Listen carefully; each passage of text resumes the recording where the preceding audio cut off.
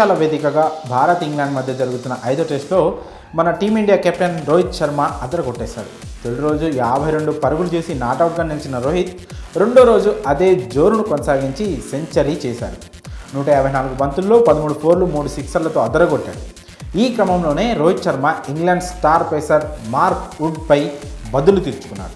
తన స్ట్రెంగ్త్పై దెబ్బ కొట్టాలని చూస్తే తాను ఎలా రియాక్ట్ అవుతానో మార్క్ రుచి చూపించాడు. ఇంతకీ మార్క్ వుడ్, రోహిత్ శర్మ మధ్య ఏం జరిగిందో ఇప్పుడు వివరంగా తెలుసుకుందాం. భారత్ ఇంగ్లాండ్ మధ్య మొత్తం 5 టెస్టుల సిరీస్ జరుగుతున్న విషయం మీ అందరికీ తెలిసిందే. ఈ సిరీస్లో భాగంగానే రాజ్కోట్ వేదికగా 2 జట్ల మధ్య 3వ టెస్ట్ జరిగింది. ఈ టెస్ట్లో కూడా రోహిత్ శర్మ తొలి ఇన్నింగ్స్లో సెంచరీతో చెలరేగాడు. కానీ ఇంగ్లాండ్ పేసర్ మార్క్ వుడ్ బౌన్సర్లు, షార్ట్ బాల్స్ వేస్తూ రోహిత్ను కాస్త ఇబ్బంది పెట్టాడు. ఈ క్రమంలోనే మరింత స్పీడ్ పెంచి రోహిత్ శర్మ ఫేస్ను టార్గెట్ చేసుకుని మార్క్ వుడ్ షార్ట్ బాల్స్ సంధించాడు. నిజానికి రోహిత్ శర్మకు ఈ షార్ట్ బాల్స్ వేస్తే పండగనే చెప్పాలి. ఎంత అద్భుతంగా వాటిని ఫుల్ షాట్ ఆడి 4లు 6లకు తరలిస్తాడో మనందరికీ తెలిసిందే. కానీ మార్క్ వేస్తున్న పేస్, బౌన్స్ ఎక్కువగా ఉండడంతో ఓ బాల్ వేగంగా దూసుకొచ్చి రోహిత్ హెల్మెట్కు ముందు భాగంలో తాకింది.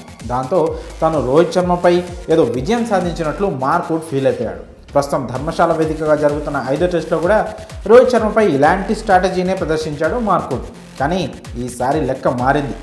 తన బలమేంటో రోహిత్ చూపించాడు. ఎప్పుడో ఒకసారి లెక్క తప్పుతాం కానీ ప్రతిసారి అలా జరగదు బ్రో అన్నట్లు మార్క్ వుడ్కు మెంటల్ ఎక్కేలా తన ఫుల్ షాట్ పవర్ ఏంటో చూపించాడు రోహిత్ శర్మ. గంటకు ఏకంగా 151.2 కిలోమీటర్ల వేగంతో ఫేస్ పైకి దూసుకొస్తున్న బంతిని రోహిత్ శర్మ అంతే వేగంగా ఫైన్ లెగ్ మీదుగా భారీ 6 బాదాడు. దీంతో తనను ప్రతిసారి షార్ట్ డెలివరీస్ వేసి, బౌన్సర్లు వేసి అడ్డుకోలేవని మార్క్ వుడ్కు రోహిత్ స్పష్టం చేశాడు. ఈ వీడియో ప్రస్తుతం సోషల్ మీడియాలో వైరల్ అవుతోంది. 3వ టెస్ట్లో రోహిత్ హెల్మెట్కు తగిలిన బాల్కు ప్రతీకారంగా ఈ టెస్ట్లో రోహిత్ సేమ్ బాల్కు 6 బాదాడని అభిమానులు అంటున్నారు. ఆ 2 వీడియోలను కలిపి యాక్షన్ రియాక్షన్ అంటూ తెగ షేర్ చేస్తున్నారు. మరి ఈ విషయంపై మీ అభిప్రాయాలను కామెంట్స్ రూపంలో తెలియజేయండి.